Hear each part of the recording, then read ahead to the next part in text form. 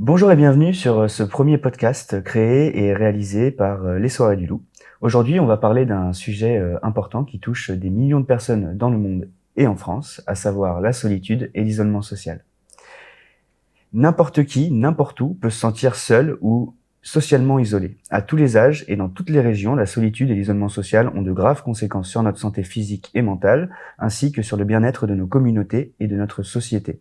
La commission de l'OMS sur la connexion sociale 2024-2026 vise à ce que cette question soit reconnue et financée en tant que priorité mondiale de santé publique. La Fondation de France, en 2023, a établi qu'une personne sur 10 est en situation d'isolement total en France, à savoir une personne sur 10, 11 millions de personnes. Dans cette vidéo, nous allons donc parler de la solitude, de son impact qu'elle peut avoir sur nous et des solutions que l'on peut mettre en place pour avancer et s'en sortir. Pour aborder ce sujet, j'ai demandé à une personne qui a dédié sa vie aux autres et a mené de nombreux combats, notamment contre la solitude. J'ai nommé Fabienne Beausoleil, directrice de l'antenne de Rouen de la Fondation Astrée. Bonjour Fabienne. Bonjour. Merci de ta présence. C'est un plaisir d'être là aussi. Alors, pour rappel, on s'est rencontrés donc au Forum des associations. Il n'y a pas très longtemps. Il n'y a pas très longtemps, c'était en septembre, finalement. En septembre dernier. Et d'ailleurs, c'est même pas moi que tu as rencontré initialement. C'est un de mes bénévoles. Tout à fait. Parce qu'on était nombreux et ils sont venus vers toi. Et puis après, il a fallu qu'on puisse échanger. Et ça a collé très rapidement. On s'est revus rapidement après et on a passé 2 heures au café ensemble à parler refaire le monde et à parler de la solitude. C'est ça, de la solitude et de la vie. Eh bien, écoute, je te remercie d'avoir pu te libérer. J'avais différentes personnes en tête pour ce petit podcast, mais je me suis dit, il faut que, en tout cas, que toi tu participes parce que justement, tu as un parcours de vie qui a été vraiment orienté aussi vers l'autre, et c'est pas tout le monde qui choisit cette direction. Et donc justement, si tu peux nous en dire un petit peu plus sur ton parcours. Alors, mon parcours était pas compliqué parce que j'ai toujours, depuis que j'ai 12 ans, je voulais être éducatrice ou juge d'enfant. Donc c'était vraiment... Et quand tu dis j'ai dédié ma vie aux autres, mais les autres m'ont tellement apporté que j'en ai trouvé mon compte. Et donc je voulais être éducatrice ou juge d'enfant. Tout mon argent de poche passait dans les livres sur les jeunes à problème, les jeunes délinquants, les jeunes... Donc j'étais complètement omnibulée par ça. Et après, j'ai décidé de d'être éducatrice. Et j'ai été éducatrice de jeunes qui traînaient dans la rue, donc éducatrice de rue, pendant une dizaine d'années. Qu'est-ce qui t'a poussé à des jeunes à t'intéresser à ce point-là aux autres et aux gens en difficulté finalement, c'est ça? J'ai lu bêtement, ouais. J'ai lu un livre que j'ai relu il y a pas longtemps et finalement je comprends pourquoi j'ai voulu, mais je le trouve très puéril. C'est Cesbron qui a écrit Chien perdu sans collier, l'histoire d'un juge d'enfant qui était exceptionnel et qui s'occupait d'enfants en difficulté pour les aider. Et je me suis toujours dit qu'il fallait que je fasse ça. Ok. Voilà, donc j'ai fait ça pendant une dizaine d'années. Après, j'ai été responsable d'un centre pour enfants.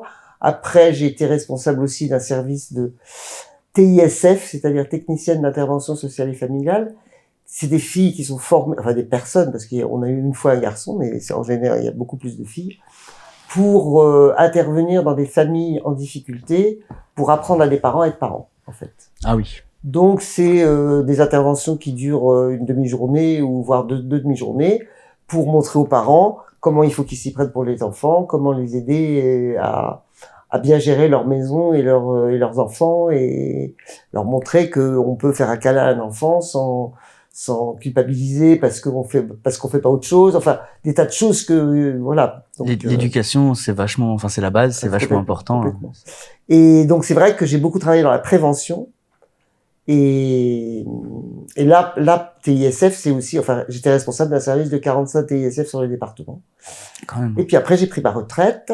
Pendant la première année, j'ai décidé de rien faire. Ça fait du bien. De faire que pour moi. Mériter un peu quand même. On peut penser à soi de temps en temps. Et puis, au bout d'1 an, je me suis dit, quand on a goûté au social, je crois qu'on peut pas s'en passer. Ah.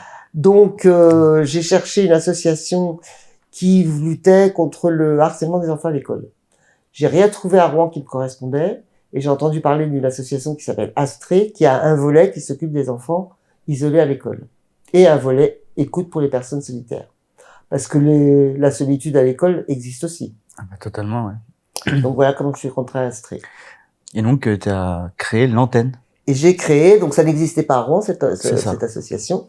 Et donc il y a 4 ans, au début du Covid, avant le Covid, mais c'est le hasard qui a fait que c'était avant le Covid, hein, je n'avais pas du tout prévu ça. J'ai donc monté l'association il y a 4 ans, au moment du Covid. Un beau parcours, hein. Moi, ça m'a beaucoup intéressé, ma vie. Et ouais, t'es heureuse de la vie que t'as vécue Oui, jusqu'à présent. Ah, ce sera à refaire, je referai. Ah, ça c'est du beau, ça c'est du beau message, c'est ce qu'on veut savoir, on veut entendre. Bah écoute, du coup, moi de mon côté, j'ai 28 ans, donc j'ai pas fait autant, mais c'est vrai que très rapidement j'ai eu envie de rassembler dès en fait. Depuis que j'ai commencé à avoir des amis, j'essayais d'inclure tout le monde dans les groupes, etc. Dès que j'ai vu quelqu'un à chaque fois qui pouvait être au lycée ou collège, un peu, justement, on parlait à l'école, la solitude, isolé ou même harcelé ou importe, ça m'a toujours beaucoup touché. Et j'ai toujours tendu la main, essayé d'aller vers ces personnes, sans forcément créer quelque chose de spécifique, mais moi, Méric, comme ça. Et après, j'ai commencé à créer des événements pour le bac, pour fêter ça. Et ensuite, vers Chartres, commençait à y avoir des événements que j'ai organisés pour que les gens se rencontrent. C'est comme ça que ça a commencé. Ça, c'était en 2015. Et après, j'ai dû arrêter ces petits projets-là parce que ma famille m'a dit quand même, c'est pas ça la vie. Faut trouver du travail. C'est pas ça la Sérieux. vie. Donc, études sup. Et voilà, j'ai fait un petit bout de chemin jusqu'à finalement arriver à Rouen, il y a 6-7 ans maintenant, où je connaissais donc personne, etc. J'ai eu la chance, c'est souvent ça, hein, les rencontres, quelqu'un à mon travail qui avait mon âge, qui m'a tendu la main et j'ai pu me faire un petit cercle social que je garde encore aujourd'hui pour une majorité de personnes quand même. Et il y avait ce petit truc de 2015 qui me titillait, et malheureusement j'étais dans une relation un peu compliquée personnellement, qui faisait que je m'étais renfermé moi-même d'ailleurs sur moi, dans mon couple. Donc quand cette relation s'est arrêtée, j'ai eu le déclic, j'ai recommencé à rencontrer des gens et là je me suis dit tiens, si j'organisais des soirées chez moi, des inconnus, pour réunir, pour qu'on passe un moment. C'est très courageux d'inviter des invités chez toi que tu connais pas, quoi. C'est pas. Ah c'est souvent ce qu'on me dit. Beaucoup me disent qu'ils ne l'auraient jamais fait. Tout le monde ne le fait pas, ça c'est sûr. C'est ça. Et mais donc il y a eu zéro problème, tu vois, zéro casse, zéro vol, et c'est pour ça que j'ai continué. Donc donc ça c'était la première soirée, c'était le 31 décembre 2021 pour la nouvelle année. Et donc après toute l'année 2022, j'ai organisé 22 soirées chez moi.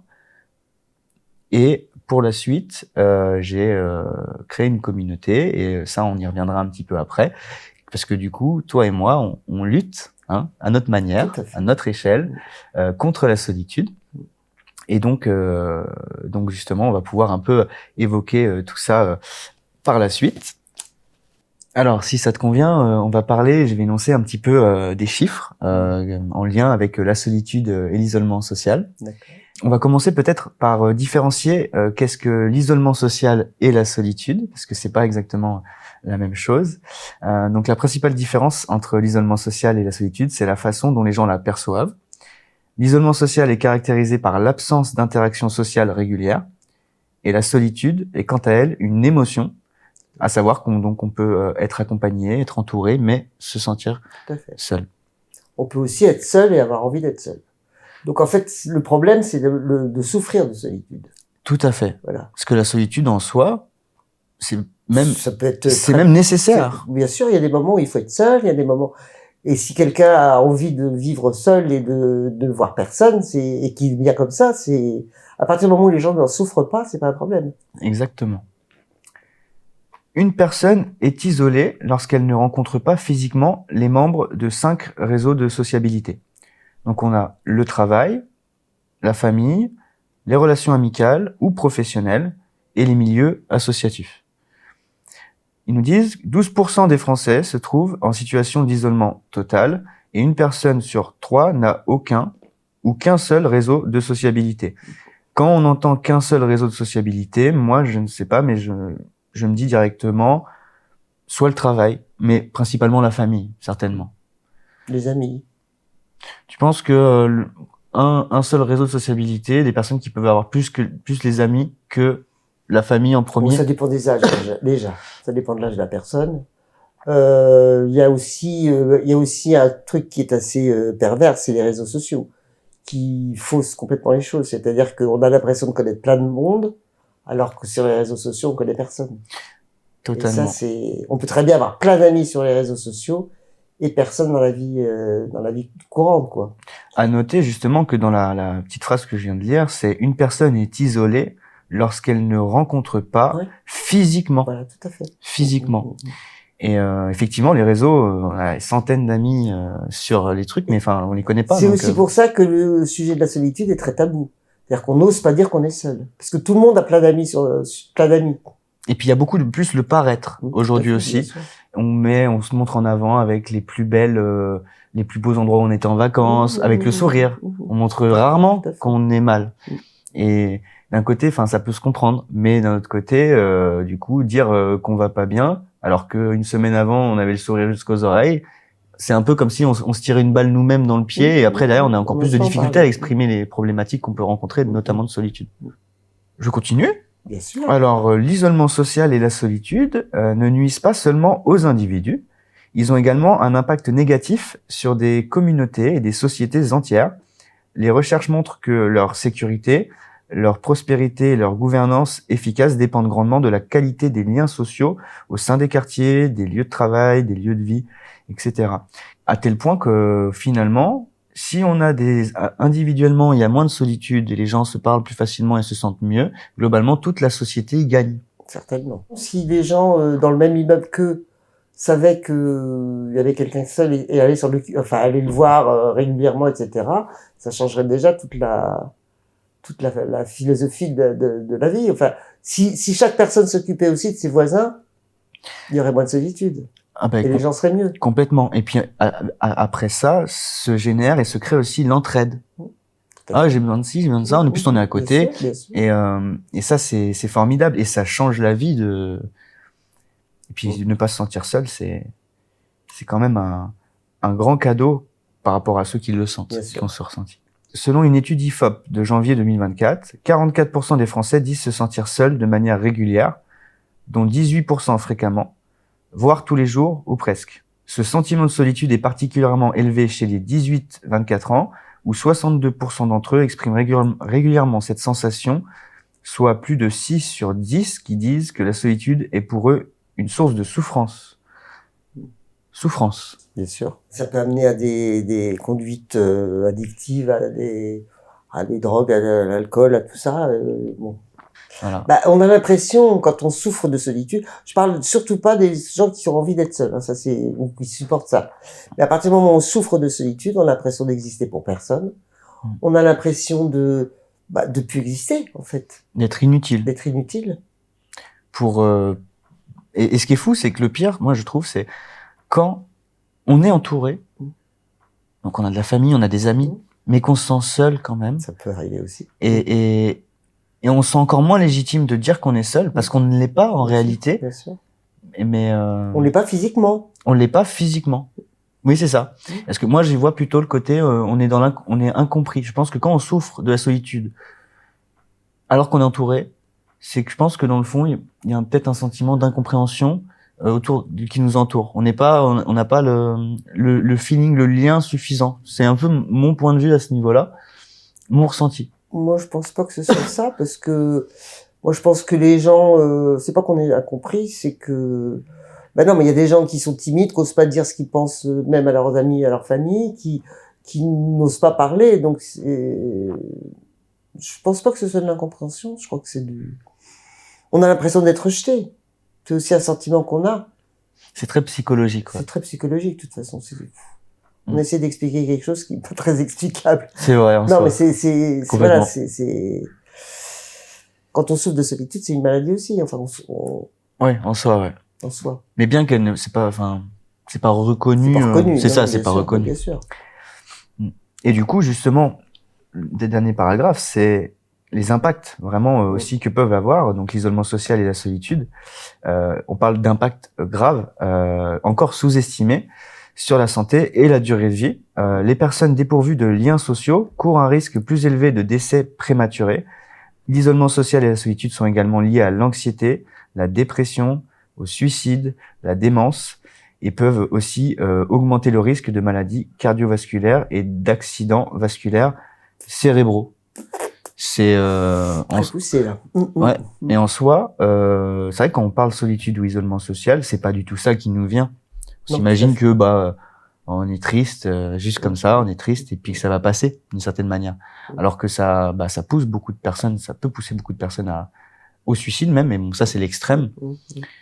Et c'est pour ça qu'il faut absolument qu'on puisse aider et accompagner un maximum de personnes, et que des initiatives se mettent, et que l'OMS, justement, comme on le disait au début, essaye d'en faire une priorité de santé mondiale. Ouais, tout à fait. Voilà. Alors, suite à tout ça, c'était pour introduire un petit peu par rapport à la solitude. J'aimerais qu'on parle un peu de nos ressentis et aussi de ce qu'on a pu voir à travers les gens qu'on a rencontrés, qui ont pu vivre aussi de ces moments-là. Comment, globalement, tu dirais qu'on se retrouve à un moment donné, il y a plein de raisons possibles, mais globalement, on se retrouve dans cette situation d'isolement. Quel est s'il y a des facteurs déclenchants selon toi? Il n'y a pas de schéma type. Déjà, nous on s'occupe. Enfin bon, je vais parler d'Astrid tout à l'heure, mais on s'occupe des gens à partir de 18 ans. Il n'y a pas de limite d'âge. Donc c'est un accident de la vie qui rend la personne seule. Ça peut être le veuvage. Ça peut être l'arrêt du travail, parce qu'il y a des gens qui misent tout sur le travail et puis ils se retrouvent au chômage, ils ont rien à faire. Ça peut être, et ils connaissent personne. Ça peut être des déménagements. Il y a des tas de cas différents.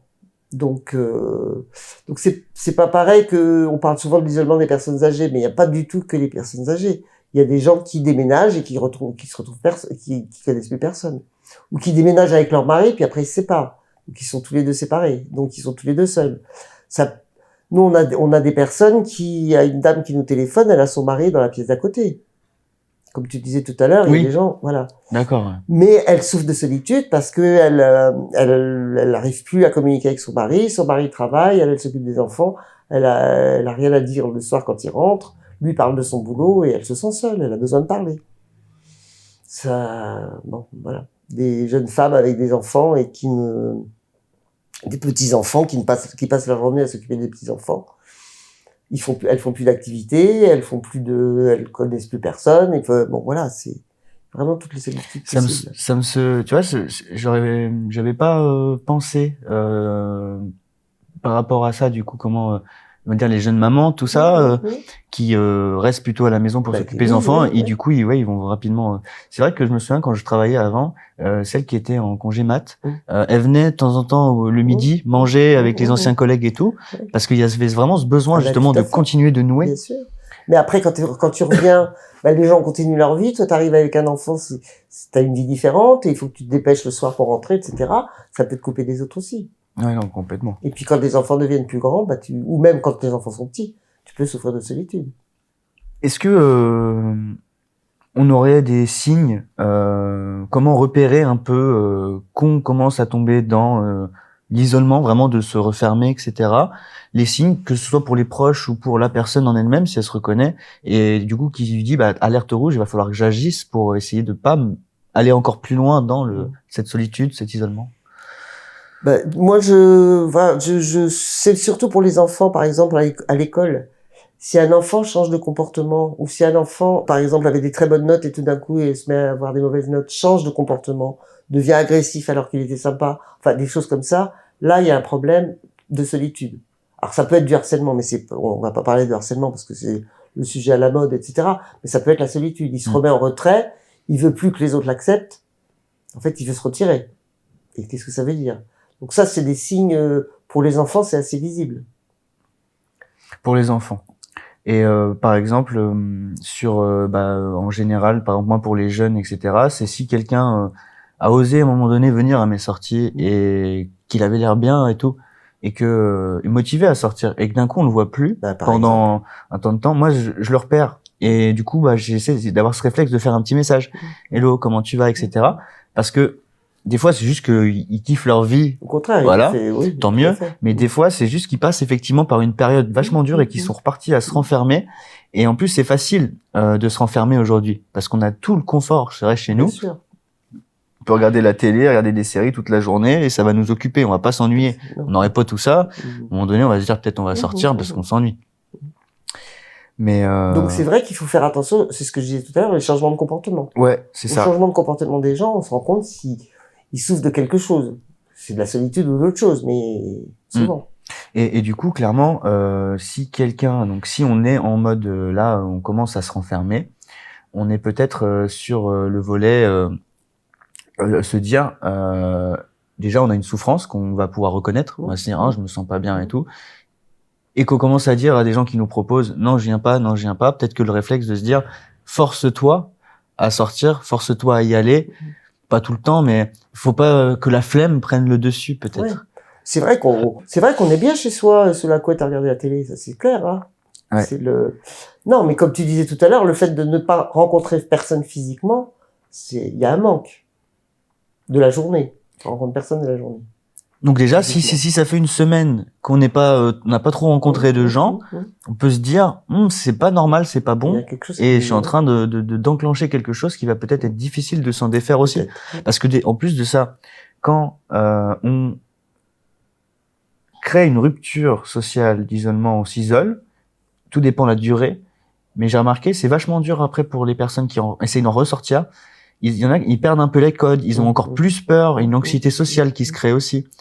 Et du coup, essayer d'aller le moins loin possible dans cet isolement, je pense que ça peut être que bénéfique pour les personnes qui le vivent, pour en sortir le plus vite, quoi. Et justement, je voulais qu'on parle aussi du ressenti. Qu'est-ce que quand on subit cette solitude et qu'on est isolé socialement, qu'on le vit, qu'est-ce que tu dirais globalement de ce que toi t'as vécu ou soit ce qu'on a pu te rapporter, qu'est-ce qu'on ressent vraiment dans le fond? Le fait de n'exister pour personne, de n'être intéressant à personne, de n'intéresser plus personne. Oui, je pense que c'est ça, c'est un grand vide. On se dévalorise aussi d'une certaine manière. Bien sûr. Et ne serait-ce que parler à quelqu'un de ce qu'on de ce qu'on ressent, ça redonne enfin j'existe pour quelqu'un, même à une seule personne. Enfin j'existe pour quelqu'un. Enfin on comprend, je peux parler de mes problèmes et je les relativise à partir du moment où je les exprime, souvent. Exprimer, c'est, je sais plus combien, mais enfin, c'est peut-être pas 50% du chemin, mais c'est déjà un bon chemin. Tout à fait. Première chose, c'est d'arriver à se confier. Mais du coup, forcément, on a les psys, les professionnels aussi qui sont là, mais pas que, parce que des fois, c'est peut-être vraiment un gros pas, puis en plus de ça, c'est payant souvent les psys. C'est payant. Ouais, pour ça qu'il y a beaucoup d'associations qui essayent de se mobiliser autour de ça, et pour le coup, c'est gratuit les accompagnements qui sont proposés. Ouais. J'avais essayé à un moment donné de regarder un petit peu s'il y a différents types et formes de solitude subie, toujours pareil. Toujours. Donc il y avait ce côté justement être entouré, mais se sentir quand même seul. Bien sûr. Il y a ce côté aussi solitude amoureuse aussi, je dirais. Oui, mais ça on l'a tous connu. On l'a tous connu, ouais. Enfin, on a tous eu l'expérience d'avoir été amoureux puis d'avoir ça a rien donné, de pas trouver la bonne personne, enfin de pas trouver quelqu'un, alors ça peut entraîner sur le fait d'aller coucher à droite à gauche pour compenser ce manque-là. Et c'est aussi un vide affectif. Est-ce que dans les personnes que tu as rencontrées, il y a des personnes au niveau de la solitude que c'est vraiment ce côté solitude amoureuse qui les a fait souffrir un peu une bonne partie de leur vie? Ouais, il y a des gens qui ont jamais rencontré quelqu'un et qui effectivement souffrent de ça. Ça peut arriver. Mais où il y a des gens qui tombent amoureux de quelqu'un puis il y a pas de réciprocité. Et puis ça aussi, ça fait mal. Après, il y a des gens qui sont tellement collés à leur mari ou à leur femme, et quand il y en a un qui disparaissent, on est vidé, on n'a plus personne. C'est des solitudes, voilà. C'est peut-être souvent aussi, des fois, on dit dans des âges avancés, etc. Il y en a un qui part et parfois l'autre suit. Relativement vite. Ouais. Il y avait aussi, par rapport, on parlait de l'éducation tout à l'heure, au niveau de je sais pas comment expliquer, mais est-ce que la solitude, à un moment donné, justement en fonction de ce qu'on a vécu quand on est enfant, tu vois, va nous suivre en fait. Est-ce que on peut s'en défaire toujours? Bien sûr. Heureusement. Bien sûr, bien sûr. Si on souffre de quelque chose, bon, il n'y a pas de remède, il n'y a pas de médicaments, antibiotiques, machin, ça marche pas. Mais il suffit de rencontrer 3-4 personnes et puis ça repart. C'est pas ad vitam, heureusement. Heureusement. Heureusement. Ah oui. Il suffit qu'il y ait une personne qui te sourit ou qui te dit quelque chose. Si tu souffres de solitude, tu seras content dans ta journée, quoi. Tu vois, c'est. Moi, ce que je dis, c'est que quand quelqu'un ose pas sortir, et je dis en vrai, rien que sourire quand t'es pas bien dans ta vie, sourire une fois dans une journée, ça fait un bien fou. Bien sûr. Ça fait du bien aussi aux zygomatiques. Ouais, aux zygomatiques. Ouais, tout à fait. Et du coup, je disais, c'est même si t'as peur, en vrai, viens, t'essayes, et rien que si tu passes pas une super soirée, mais que tu souris une fois. Là, tu parles de ton truc des loups. Par rapport à sors avec les soirées du loup, sors. Si t'as un sourire dans la soirée, c'est déjà ça de gagner. Si tu fais une belle rencontre en plus, c'est exceptionnel sur une première sortie où il y a 10 personnes. Et c'est dur. Moi, je trouve par contre, c'est vachement dur de sortir les gens de chez eux, de leur zone de confort, les motiver à venir vers nous. Du coup, j'ai l'impression que tu y arrives pas mal. Ouais, mais pas. Je sais de tes activités. Pas suffisamment encore. Bon, enfin, on va parler tout à l'heure on va en parler tout à l'heure. Mais je pense que tu as déjà beaucoup réuni de personnes qui se connaissaient pas. Ah oui. Oui, mais tu vois, peut-être pas ceux qui sont le plus isolés. J'ai pas forcément encore réussi à les toucher. Mais c'est pas facile. La bénévole que j'avais rencontrée de chez toi, au forum des associations, m'avait dit qu'elle était venue au réveillon du 31 décembre. Elle connaissait personne. Elle me dit à la fin de la soirée, j'ai dansé avec tout le monde et je connaissais tout le monde. Oui. Alors, elle est peut-être particulière aussi, cette fille-là. Je sais pas, mais elle se sentait seule pour venir. Oui. Elle est quand même venue et elle m'a dit, parce qu'il y avait des jeux organisés, il y avait des trucs pour que les gens se connaissent. Et elle m'a dit, à la fin, je connaissais tout le monde. Alors après, peut-être qu'elle les a pas revus, j'en sais rien. Mais même si elle les a pas revus, elle a passé une super soirée. C'est ça. Soit tu passes une super soirée, dans tous les cas, et sinon, tu gardes contact. Et elle a gardé contact, elle fait encore partie, tout à fait. Non, mais après, je te cite cette fille-là parce que je l'ai rencontrée au forum, mais voilà. Et puis c'est vrai que quand on regarde tes vidéos, on voit que les gens sont contents de se voir. On a du mal à penser qu'ils se connaissaient pas une heure avant. Et en plus, je les paye pas pour qui. Et en plus. Non, mais ils se connaissaient pas une heure avant, c'est ça qui est C'est ça qui est dingue, ouais. Et c'est vrai que moi, des fois, je me pose et je fais, c'est vraiment des inconnus. Je me dis, les autres gens dans le bar, ils passent, ils doivent se dire, en plus, ça rigole et tout, ils doivent se dire, c'est des bandes de copains, alors qu'ils se connaissaient pas une heure avant, effectivement. C'est assez dingue. J'avais une petite phrase intéressante que j'avais vue. Donc c'est tiré pareil pour le coup de la Fondation de France. Donc c'est selon Gilles Lipovetsky, professeur agréé en philosophie, la société de consommation est devenue une société de fabrication des solitudes par la privatisation des modes de vie et la dissolution des lieux traditionnels de sociabilité. Donc qu'est-ce qu'on peut entendre par là? C'est que on est mieux chez nous, on privatise chez nous, on peut rester plus facilement chez nous parce qu'on a tout le confort qu'il faut. Et en plus de ça, les lieux traditionnels où on pouvait se rencontrer, donc notamment en campagne, les bistrots. Les bistrots de campagne, les bals à la campagne, et puis il y avait je pense aussi qu'à la campagne, on me pose de temps en temps la question, est-ce que vous pensez que c'est plus dur d'être isolé en campagne qu'en ville? Je pense quand même que la solidarité existe davantage dans les petits villages. En ville, on peut être dans un immeuble où on a 40 étages et on ne connaît pas le voisin. Tout à fait. Et puis pareil dans la rue, et puis même dans la rue pareil. Et même aujourd'hui, on a un problème, on se casse la tronche, il y a pas grand monde qui va s'arrêter pour nous relever. Ouais, non mais c'est fou.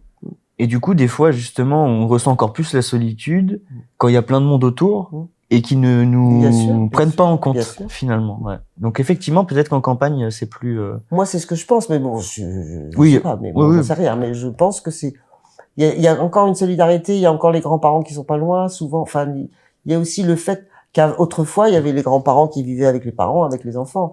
Ça faisait aussi, on était rarement seuls parce qu'il y avait les grands-parents qui s'en occupent. Bon, maintenant, il y a beaucoup de gens qui se retrouvent tout seuls. Et puis il y a beaucoup moins aussi cet esprit de famille. Cet esprit de famille, c'est un peu perdu avec justement les EHPAD, etc. Enfin, comment on traite. D'ailleurs, je crois qu'il y avait, ça dérive un tout petit peu, mais c'est intéressant. je sais plus qui disait ça, mais en gros que la manière dont on traite nos anciens dans une société reflète la qualité de cette société, justement. Bon, il y aurait de quoi dire. Hein. Oui, on va pas s'étaler. Il y aurait de quoi dire. Mais ce qui est intéressant, c'est que sur la fin de la phrase, nous avons donc des sociétés fortement communicantes, mais faiblement rencontrantes. Donc fortement communicantes, notamment les réseaux sociaux, comme on disait. Mais on se rencontre plus tant. Ou en tout cas, même quand on se rencontre, les discussions, les échanges profonds, c'est pas, c'est beaucoup aussi tu vois, je trouve en général. Ce constat est partagé par Philippe Carli, donc président de l'association Astrée, qui œuvre pour restaurer le lien social et rompre la solitude à tous les âges. Tu l'as déjà rencontré, Philippe Carli? Non. Non? Bah non. Ah bah si, bien sûr. Pardon. Bien sûr que si, je le rencontre aux assemblées générales. Non, je pensais à celui qui avait créé Astrée, qui ne vit plus. C'était, je sais plus son prénom, Coteau, qui a aussi créé ce qu'on appelle les SOS Village d'enfants. Donc il a créé SOS Village d'enfants, il a créé Astrée, et il a aussi été à l'origine des bracelets, tu sais, les bracelets de présence verte pour les personnes qui tombent et ils appuient sur un bouton. Oui. C'est aussi lui qui avait eu l'idée de ça. Ah, génial. Ah oui, il est un mec super. Non, c'est pour ça que quand tu me parlais de Carli, je pensais à Coteau. Gilbert Coteau. Et du coup, Philippe Carli disait « Nous avons jamais eu autant de connaissances grâce au numérique et paradoxalement, autant de personnes qui se sentent seules. » Oui, tout à fait. Je suis entièrement d'accord. Et ce qui est fou, c'est qu'effectivement, avec les nouvelles technologies, on aurait de quoi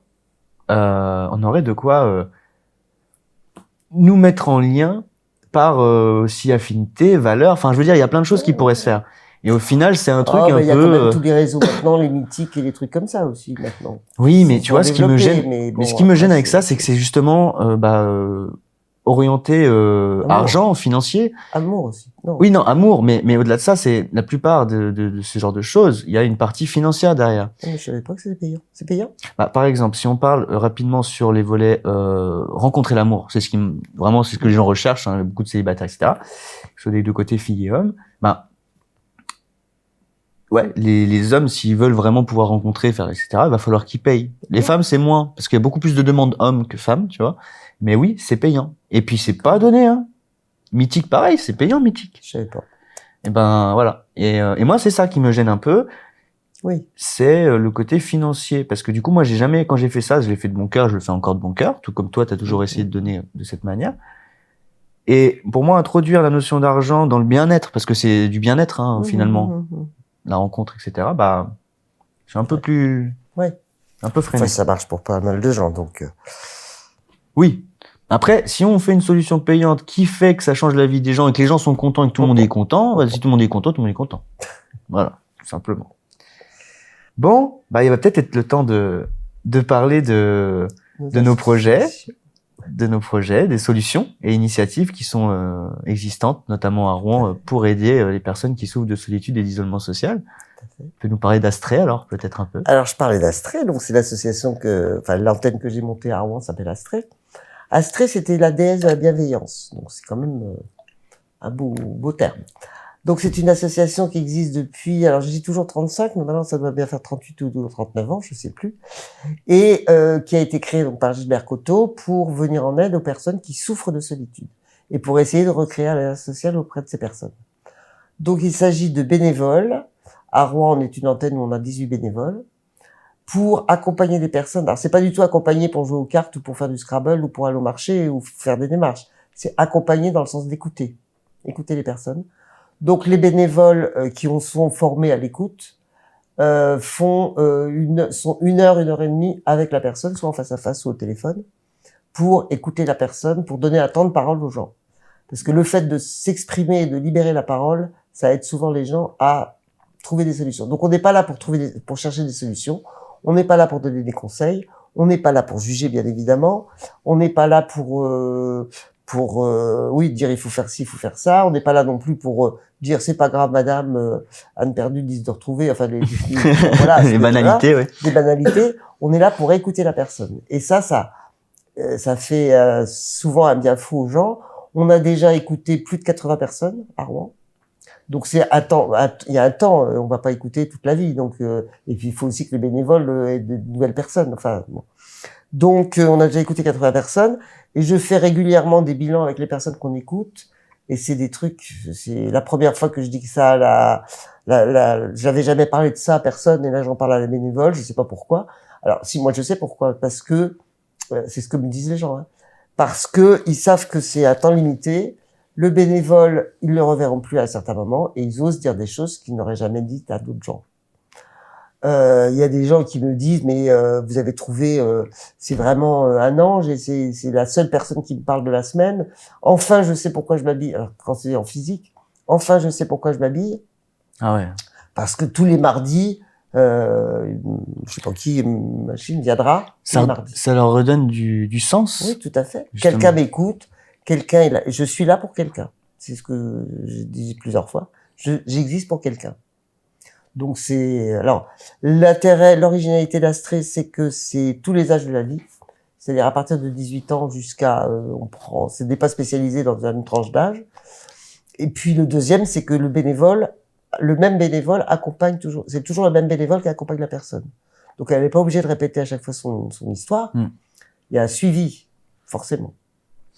Voilà. Mais comment vous gérez pour faire en sorte que le bénévole et la personne accompagnée, on va dire que ça colle bien? Est-ce que peut y avoir un petit essai ou peut-être que ça a toujours bien collé, peut-être? Ça a pratiquement toujours bien collé. Pratiquement. Il y a eu une fois où ils ont demandé de changer parce que elle préférait avoir une femme au lieu d'un homme et puis j'avais mis un homme. Bon, ça c'est. Oui. Hein.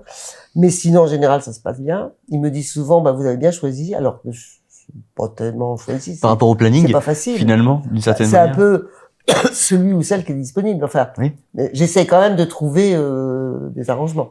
J'ai trouvé déjà, j'ai recruté, j'en suis ravi, des bénévoles absolument top, qui sont géniaux, qui acceptent d'accompagner de temps en temps 2 personnes aussi.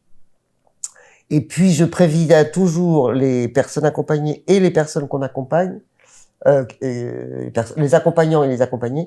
Je leur dis des 2 côtés, je leur dis si ça ne colle pas avec une telle, vous me le dites et on changera. Surtout, faut pas que ça devienne une corvée, ni d'un côté ni de l'autre. Oui, tout à fait. Ouais. Donc, ils ont la possibilité de me dire, je veux pas de cette personne. Ça remet pas en question le bénévole, bien évidemment, mais ça peut ne pas passer avec quelqu'un. Qu'est-ce que cette expérience apporte à tes bénévoles? Pourquoi ils s'engagent, ils sont motivés? Alors, ils me disent tous que déjà l'ambiance entre eux, c'est c'est très bien. La formation est très intéressante. On apprend à écouter. Alors tout le monde dit, moi je sais écouter, mais en fait la formation apprend qu'il faut savoir écouter. On ne sait pas écouter en fait. Il y en a qui me disent, je savais écouter, maintenant après la formation, je sais. Donc la formation est intéressante. Tous les mois, les bénévoles se retrouvent ensemble pour faire un groupe d'échange de pratiques. Donc ils discutent des situations, etc. Sans nommer personne, mais en parlant des situations en général. Et il y a un soutien de la part de l'équipe en disant moi j'aurais plutôt fait ça, moi je devrais, ou alors des conseils qu'on leur donne. Enfin voilà, donc ils se retrouvent avec une psychologue pour discuter de ça tous les mois. Donc ça les intéresse aussi énormément. Et puis ils disent aussi que ça leur apporte énormément d'écouter les gens, des situations qu'ils n'auraient jamais imaginées, des choses. Et puis aussi le retour des personnes qu'on accompagne qui disent ouais, sauvé quoi. Ça donne du baume au cœur. Ça donne du baume au cœur. Et puis l'échange avec différentes personnes qu'on n'aurait sûrement jamais rencontrées, ça donne une nouvelle ouverture aussi sur le monde. Ouais. Ouais, ça apprend aussi à relativiser ses propres problèmes, ça apprend à prendre du recul, enfin il y a beaucoup de choses. Hein. Une très belle association Astrée, donc j'essaye d'en parler dès qu'il y a nécessité et possibilité d'eux, même des bénévoles. Si je peux t'envoyer des bénévoles, j'aimerais bien qu'on y arrive à un moment donné à ça aussi, parce que il y a quand même beaucoup de monde qui a besoin d'un coup de main. Et en réalité, vous n'êtes pas si nombreux que ça, finalement. Ça fait quelques-uns bénévoles quand même, mais vous n'êtes pas si nombreux à Astrée par rapport aux besoins. Si vous étiez plus nombreux, vous pourriez sûrement aider plus de monde encore. Oui. Mais ça dépend aussi des moments, parce qu'il y a des moments où on n'a pas de demande du tout, il y a des moments où on en a beaucoup, ça dépend. Enfin, l'hiver, tu dirais l'hiver, t'as plus de demandes ou pas? Non, pas spécialement. Je ne sais pas pourquoi, mais souvent, quand j'ai une demande, j'en ai 3 qui suivent, ou 2 qui suivent. Et je peux passer un mois sans avoir de demande. Mais je ne sais pas pourquoi. Je sais pas. Alors, soit parce que après le forum des associations, après, il y a la journée de la solitude aussi, le 23 janvier. Oui, on pas loupé. On a un stand. Et là, donc, on en parle beaucoup. Vous avez un stand où ça? L'année dernière, on avait eu un stand au cinéma. Donc, on avait été 2 jours, samedi, dimanche, au cinéma l'Omnia. D'accord. Et dans le hall, l'entrée, ce qui fait que tous les gens qui passaient devant, parce que tout le monde passe devant dans le hall, donc les gens s'arrêtaient, les gens prenaient des tracts, discutaient avec nous et tout ça, c'était vachement bien. Super. Et je pense que je vais le redemander au cinéma cette année. Tu m'as donné une idée. Il y aura sûrement un truc à faire en physique le jour, on a dit c'est quoi, le 23 janvier, c'est ça, hein. Il va falloir que je cale quelque chose. Parce que moi, pareil, de mon côté, je suis encore en pleine structuration. Oui, 23 janvier, c'est ça. Je suis en pleine structuration de mon côté. Mais du coup, pour rappel, pour le coup, ça fait bientôt 3 ans. Ça fera 3 ans, le 1er janvier 2025, que j'ai commencé tout ça. Et du coup, aujourd'hui, il y a une communauté d'inconnus, de plus de 600 personnes, mais bon, pas forcément tous actifs, mais globalement, voilà, qui peuvent se proposer des événements ou des sorties entre eux, et grâce à ça, se rencontrent dans des bars, dans des restos. Comment ils prennent contact? Bah justement sur l'espace digital, en fait, Discord. T'as ouvert un site? L'application, non, j'ai pas ouvert un site. En fait, tout ce que j'ai fait, je l'ai fait sans moyens pour le moment. Et du coup, j'utilise une plateforme, une application qui s'appelle Discord, qui permet de programmer tout ce qu'on a besoin pour créer du lien. En fait, de base, c'est pour les geeks, tu sais, ceux qui jouent à la console. Et ben, moi, j'ai adapté ça à la rencontre amicale. Donc, je mets en lien par affinité de loisirs. Je mets en lien aussi les filles. Il y a un espace de discussion que pour les filles, que pour les gars. À un moment donné, j'avais essayé par tranche d'âge, mais après, j'ai arrêté. Tu vois. Mais c'est que virtuel, ça. Alors ça, c'est que virtuel. Mais cet espace-là permet aux gens qui ont plus de mal peut-être à oser faire le premier pas, d'aller voir des gens qui ne connaissent pas. Ils peuvent voir en amont sur cet espace virtuel qui est communautaire où il y a des échanges, des dialogues, les gens discutent, tu vois. Et ben ça les rassure, ils voient que on parle de bienveillance, parce que du coup, c'est vrai que ce concept a comme colonne vertébrale des valeurs, les valeurs humaines, la bienveillance, le respect, le partage. Déjà, ça c'est minimum. Après, s'il y a l'entraide qui suit, etc. Voilà, globalement. Et donc, les personnes qui ont le plus de mal à sortir, ils arrivent sur cette communauté, ils voient les gens qui discutent, et puis ils constatent qu'effectivement, il y a du respect, qu'effectivement, il y a de la bienveillance, et que du coup, effectivement, ils peuvent tenter de sortir parce que ils craignent rien. Ils commencent tous d'abord par le virtuel, toujours. Alors, oui, parce qu'en fait, c'est le moyen de communication pour se dire, tiens, on se réunit là. D'accord. Et aussi, du coup, de leur côté, sur cet espace, ils peuvent soit proposer des sorties ou se joindre à des sorties qui sont proposées. Et en plus de ça, moi derrière, j'organise aussi des événements fédérateurs comme Halloween, le Nouvel An, la fête de la musique, ce genre de choses, un peu plus organisés. Et puis si je suis présent, je suis sur le terrain, j'essaye d'être un maximum sur le terrain aussi, d'aller boire des verres. On négocie des partenariats, on a 4 partenariats, enfin en tout cas fin décembre, il y aura 4 partenariats avec des établissements à Rouen pour que les personnes puissent se retrouver. Donc pour moi, pour le coup, c'est vraiment pour les 18-30 ans. J'ai mis cette tranche d'âge. Limite, toi. Ouais, j'ai mis 18-30 ans par rapport au mood. En fait, je me suis dit, on a plus de facilité à rencontrer des personnes et on va avoir plus de choses qui nous lient par rapport aussi à notre âge. Plus de 30 ans arrivent, et des fois avant, hein, bien sûr, forcément, mais sinon plus de 30 ans arrivent les enfants, donc avec d'autres problématiques. Donc on va peut-être moins avoir des activités différentes, on va moins sortir en boîte, faire la fête jusqu'à pas d'heure, etc. Et aussi parce que à Rouen, il existe déjà des initiatives sur la solitude, etc. pour tout le monde, toutes les tranches d'âge. Et je voyais qu'il manquait aussi quelque chose pour, on va dire, pour les 18-30. Et c'est pour ça que j'ai mis cette tranche d'âge. Et ça marche bien, parce que du coup, c'est dynamique, il y a des sorties toutes les semaines, etc. Et donc là, l'association va sortir, normalement, en janvier, février, max, pour les 3 ans. Et avec elle... Parce qu'il faut que tu structures tout ça et tu vas avoir... T'as d'autres bénévoles qui t'aident? Alors aujourd'hui, d'ailleurs hier, on a fait le recrutement d'un nouveau bénévole service bien-être sécurité, donc qui s'occupe il y en a 4, il y a 2 filles, 2 gars, qui s'occupent de s'assurer que les règles de la communauté sont respectées, donc le respect, la bienveillance entre les membres.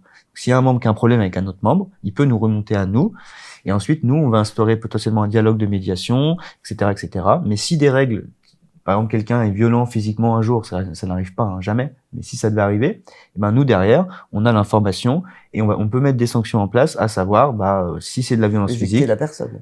la sortir de la communauté, la bannir de la communauté. Pour préserver cette ambiance conviviale, chaleureuse, d'entraide et de bienveillance. Voilà. Et du coup, c'est pour ça que je disais ça, tu nous demandais pour les bénévoles. Hier, on a fait le premier recrutement, donc j'ai organisé le premier entretien d'embauche bénévole avec mes deux bénévoles filles en visio.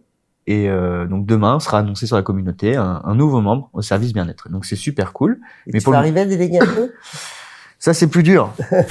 Mais en effet, je suis sur ce volet-là actuellement de réflexion sur déléguer, parce qu'en fait, à terme, aujourd'hui, tout le monde rentre comme il veut dans la communauté, sans accueil. À terme, il va y avoir un nouvel espace, bien plus simple aussi d'utilisation, avec des nouveaux tutos, etc. Et aussi, surtout, un accueil visio, ou physique, en fonction de ceux qui voudront. Et aussi tout un accompagnement sur l'intégration le premier mois. Une personne référente, une personne qui vient d'arriver, pour la motiver à aller faire des nouvelles rencontres assez rapidement. Parce que sur le concept, j'ai pu voir depuis le début que des fois, il y en avait qui étaient tellement dans des stress sociaux, qui n'ont vraiment pas envie et peur d'y aller. Et, ils mettaient 3, 4, 5, 6 mois à sortir. Donc ils écrivaient sur Internet, mais... Des fois, il y en a même qui écrivent pas. Juste ils lisent Ils s'inscrivent. pendant 4-5 mois. Mais en fait, ils regardent, mais ils osent pas. Jusqu'au jour où ils osent. Et après, ils arrêtent plus de sortir. Et la plupart, ceux qui ont pris 6 mois à s'y mettre et à sortir, une fois qu'ils sont sortis, ils disent tous pareil. J'aurais dû sortir avant. Parce qu'ils auraient gagné des mois et des mois de rencontres, d'interaction et de bien-être. En fait, c'est ça surtout.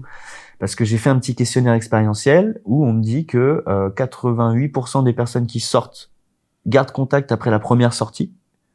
88%. On peut pas faire un 100%. Un contact. Ouais, minimum un contact. Tu vois, t'es sorti au bar, t'avais 10 personnes, t'as échangé le numéro de téléphone et tu gardes contact. D'accord. Voilà, ça vaut ce que ça vaut. Mais c'est beaucoup, 88. C'est énorme. Et l'autre, c'est intéressant aussi, c'est 72% des personnes qui gardent contact disent avoir créé une amitié, voire même une meilleure amitié, quelqu'un de solide, tu vois. 72%, je trouve ça énorme. Et bon, et il y a aussi 25% de couples, à peu près. À se faire. Mais ça aussi, c'est énorme, Ça, parce qu'en soi, quelqu'un me disait, par rapport aux chiffres des applications de rencontres amoureuses, 25%, le taux est énorme. Donc, faudrait que je regarde aussi, mais je m'en rends pas compte. Mais comme, c'est bête, mais d'ailleurs, si ceux qui nous regardent, il y en a qui cherchent l'amour, c'est bête, mais c'est pas en cherchant l'amour qu'on la trouve. Ah oui, souvent quand on se dit, je trouverai pas. C'est ça, arrête de chercher, viens de faire des amis, tu rencontreras de tout et peut-être l'amour. Tout à fait. Voilà. Donc, ouais. Mais c'est génial ton truc. Arriver. Et donc tu vas déposer les statuts. Bientôt. Et après tu vas essayer d'être directeur de l'association. Directeur de l'association et il y aura. L'idée c'est que j'arrive à recruter au moins dans les premiers temps, avant les 6 premiers mois de l'asso, au moins. Il faudrait que j'ai au moins une vingtaine, voire trentaine de bénévoles pour toutes les axes. Parce qu'en fait, au niveau des axes prévus, il y a donc l'accueil, l'intégration, la sécurité. Il y a accompagnement aussi sur le volet, comment dirais-je, CV, lettre de motivation et tout. Il y en a, en fait, ce qui est beau avec cette communauté d'inconnus, c'est qu'on a des personnes qui sont de tous bords, de tous métiers. On a une personne qui peut être au chômage, comme une personne qui peut être avocat, d'autres qui sont dans la com, d'autres qui sont dans la médecine, enfin voilà, donc et notamment même peut-être des personnes qui travaillent chez Pôle emploi, enfin voilà, tu vois, et donc essayer d'accompagner, donc faire un petit pôle accompagnement sur différentes petites choses. Il y aura aussi à terme, j'ai envie de faire du développement personnel collectif. J'en dirai pas trop, mais mettre des personnes qui ont une problématique similaire avec quelqu'un qui les motive, qui les booste, et qu'entre eux ils se motivent à sortir de, tu vois. Ça c'est quelque chose qui me tient à cœur. Beaucoup plus d'événementiel avec des. T'en fais déjà beaucoup, non? Oui, mais. Il y en a combien par mois? Moi pas tant, Mais moi je fais le Nouvel An, Halloween, fête de la musique, et après ponctuellement, sinon des soirées à domicile aussi. Alors si c'est ça aussi, développer à fond les soirées à domicile avec un système pour faire en sorte qu'on puisse accueillir chez nous des inconnus, mais tout en conservant ce côté sécurité. Bah oui. Donc c'est toute une histoire, mais je vais y arriver parce qu'il y a déjà plusieurs soirées qui se sont organisées à domicile depuis que j'ai créé tout ça, parce que je fais une formation. Et t'es au courant de tout ce qui se passe? C'est-à-dire que si des gens se retrouvent entre eux dans un bistrot, t'es pas au courant? Alors en fait, il y a deux choses. Je suis au courant de ce qui se passe, de ce qui est posté sur l'espace digital. Ouais.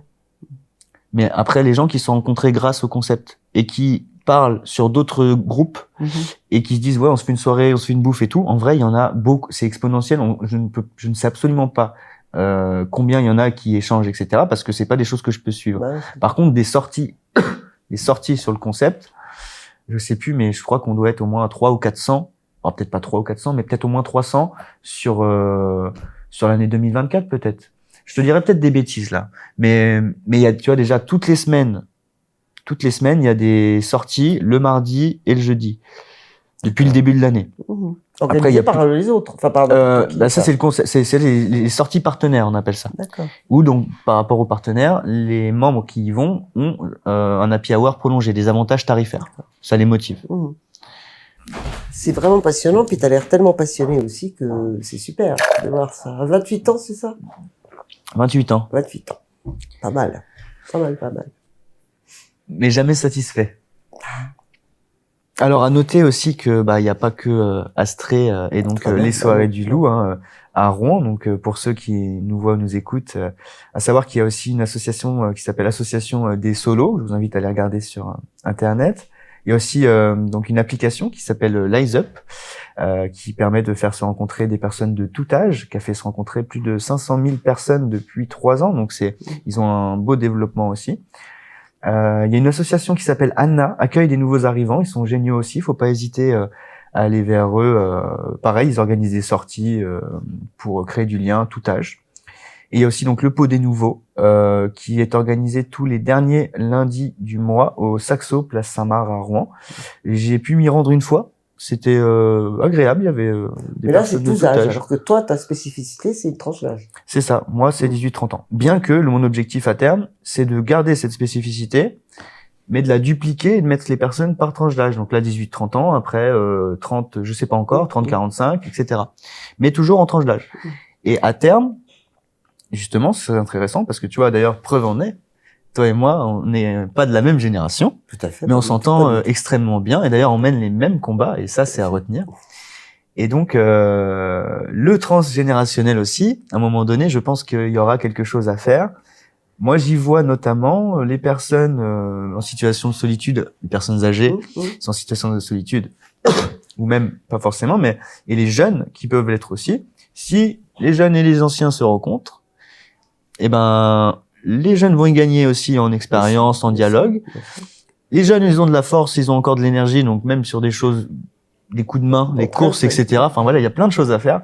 Donc ça, j'ai hâte un jour d'arriver à ce point-là. Il y a encore tout à construire. Mais si j'y arrive, je serais très heureux. Mais t'as que 28 ans. Et j'ai que 28 ans. Voilà.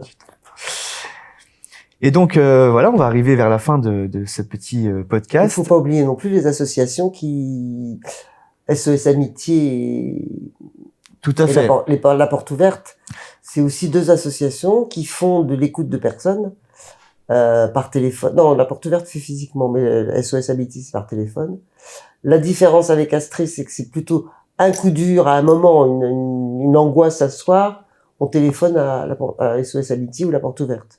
Nous, il y a plus de on nous téléphone, après il y a 2-3 jours pour qu'on trouve le bénévole. Enfin, c'est pas une réponse immédiate, nous. Enfin, ça peut être dans les 3 jours, hein.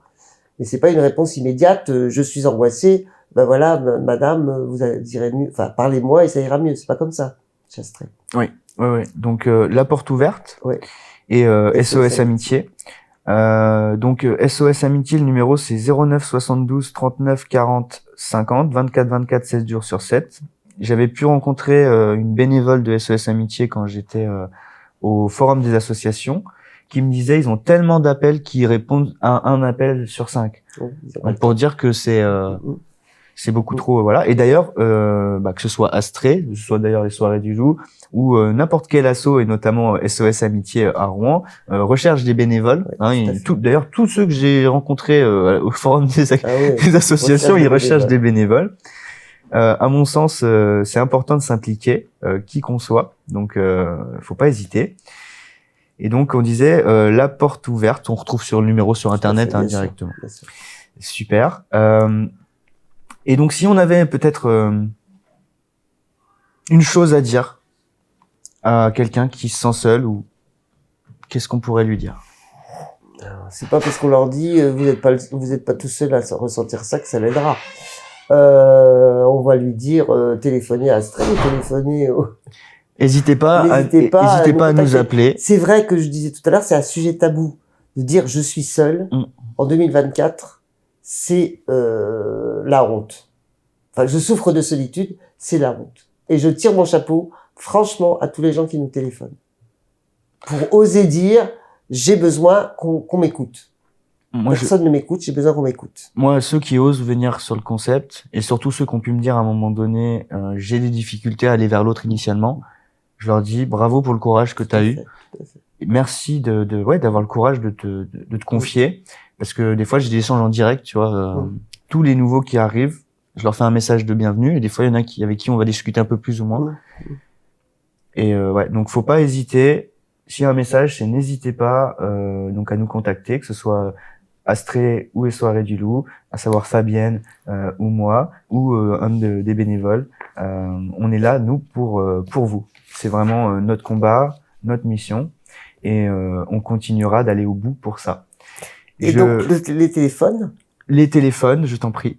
Alors Astray, c'est 07 69 56 50 74. Et vous tomberez sur moi, Fabienne. Moi, de base, il n'y a pas de ligne spécifique, mais je vais donner mon numéro, parce que il est déjà partout sur les réseaux. Donc, n'hésitez pas à m'appeler au 07 81 10 75 74. Donc, moi, c'est Méric. Et au plaisir d'échanger. Et donc, pour clôturer tout ça, je voulais remercier notamment Scott, qui est donc derrière la caméra. Scott, qui est donc un loulou, un participant, qui s'appelle les loulous, c'est ça. Voilà, mais les membres, ça s'appelle des loulous. Et donc, c'est un loulou qui est arrivé il y a à peu près 2-3 mois, enfin, il y a pas très longtemps, et qui est un peu dans la com, etc.,